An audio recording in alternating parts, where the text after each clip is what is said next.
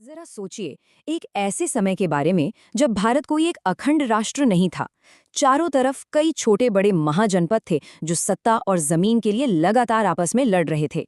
माहौल पूरी तरह से अफरा तफरी का था। लेकिन फिर इस पूरी उथल पुथल के बीच एक ऐसा वंश उभरा जिसने सब कुछ बदल कर रख दिया। आज के इस ऐतिहासिक विश्लेषण में हम भारत के पहले महान साम्राज्य की नींव रखने वाले उस भव्य महाकाव्य को खंगालेंगे। ये कहानी है मगध की, और उस हर्यक वंश की जिसने कूटनीति, महत्वाकांक्षा और सच कहे तो भयंकर रक्तपात के जरिए इतिहास की धारा को हमेशा के लिए मोड़ दिया। तो चलिए, बिना किसी देरी के इस रोमांचक सफर पर निकलते हैं। अब सबसे पहला और सबसे गहरा सवाल यही उठता है कि आखिर भारत के पहले महान साम्राज्य के उदय के पीछे असल कारण क्या था। जब हम इतने बड़े साम्राज्य को बनते हुए देखते हैं तो अक्सर लगता है कि ये सिर्फ कुछ बड़ी लड़ाइयों या फौजी ताकत का नतीजा होगा। लेकिन नहीं, कहानी इतनी सीधी नहीं है। असल में इस सवाल का जवाब एक ऐसी उलझी हुई दास्तान में छिपा है जो कूटनीति, क्रूर विश्वासघात और सत्ता की ऐसी भूख से भरी है जो कभी शांत नहीं होती। ये उदय केवल हथियारों के बल पर नहीं हुआ था, बल्कि इसके पीछे इंसानी दिमाग की कुछ सबसे चतुर और कुछ हदों तक भयानक योजनाएं शामिल थीं। तो आइए इस कहानी के पहले अध्याय से शुरुआत करते हैं, मगध का उदय। ये कहानी मुख्य रूप से कुछ पीढ़ियों के इर्द गिर्द घूमती है, जिन्होंने मगध के इस उपजाऊ और प्राकृतिक संसाधनों से भरपूर क्षेत्र को एक अजेय साम्राज्य में बदल दिया। अगर हम इस टाइमलाइन को देखें तो ये एक बहुत ही दिलचस्प सफर है। एक बेहद चतुर राजनीति से शुरू होकर ये कमान एक आक्रामक विजेता के हाथों में जाती है, फिर एक निर्माता के पास, और अंततः विनाश की ओर बढ़ जाती है। चलिए देखते हैं कि यह पूरा घटनाक्रम कैसे आगे बढ़ा। अध्याय 2, बिंबिसार के रणनीतिक गठबंधन।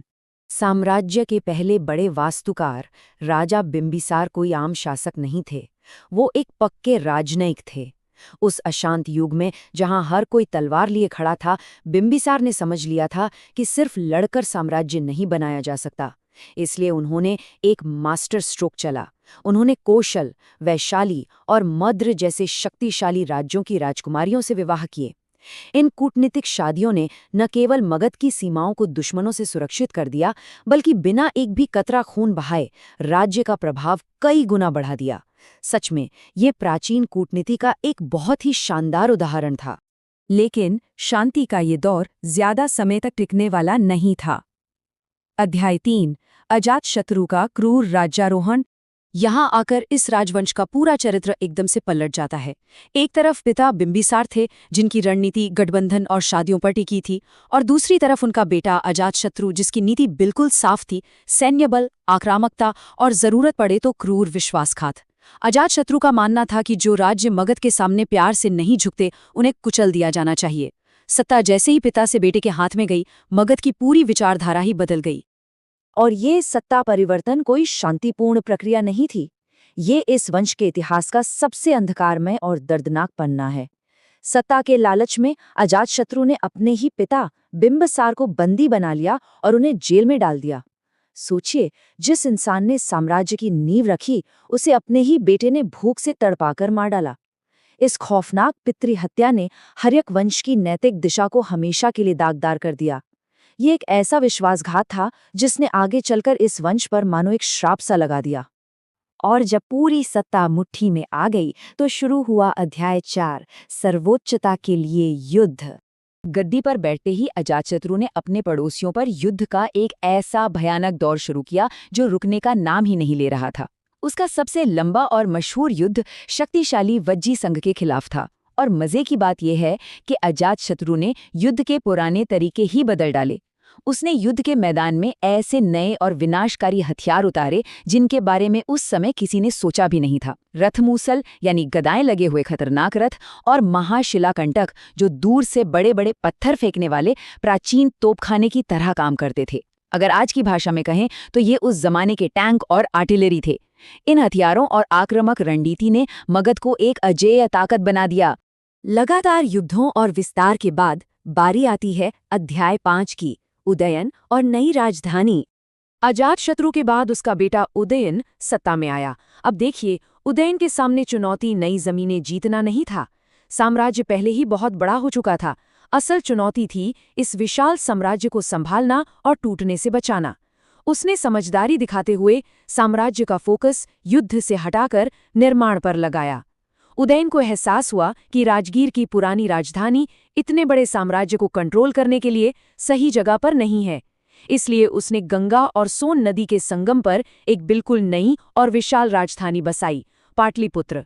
ये कोई मामूली कदम नहीं था। पाटलिपुत्र आगे चलकर कई सदियों तक पूरे भारत की राजनीति का केंद्र बना रहा।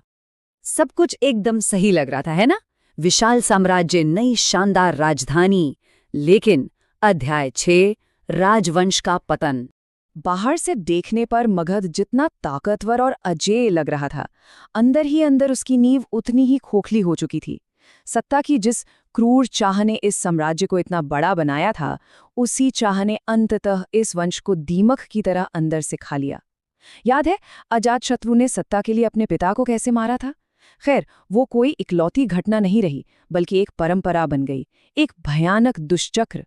उदयन और उसके बाद आने वाले लगभग हर राजा ने सिंहासन के लिए अपने ही पिता की हत्या की। अपनों का खून बहाने और इस पारिवारिक हिंसा से जनता इतनी तंग आ गई कि अंततः उन्होंने ही विद्रोह कर दिया।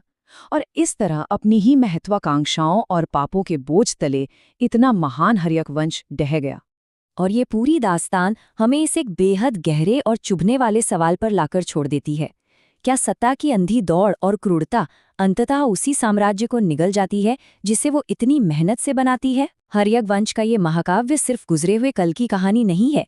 ये इंसानी फितरत, सत्ता के लालच और उसके भयानक परिणामों का एक बहुत बड़ा सबक है। जो तलवार दूसरों के गले काटने के लिए उठाई गई थी, उसी ने एक दिन अपनों का ही खून बहाया। क्या साम्राज्य बनाने की कीमत हमेशा इतनी ही खौफनाक होती है? खैर, इस विचारोत्तेजक सवाल के साथ हम आज के इस ऐतिहासिक विश्लेषण को यहीं विराम देते हैं। ये कहानी हमें आधुनिक सत्ता और नेतृत्व के बारे में बहुत कुछ सोचने पर मजबूर कर देती है।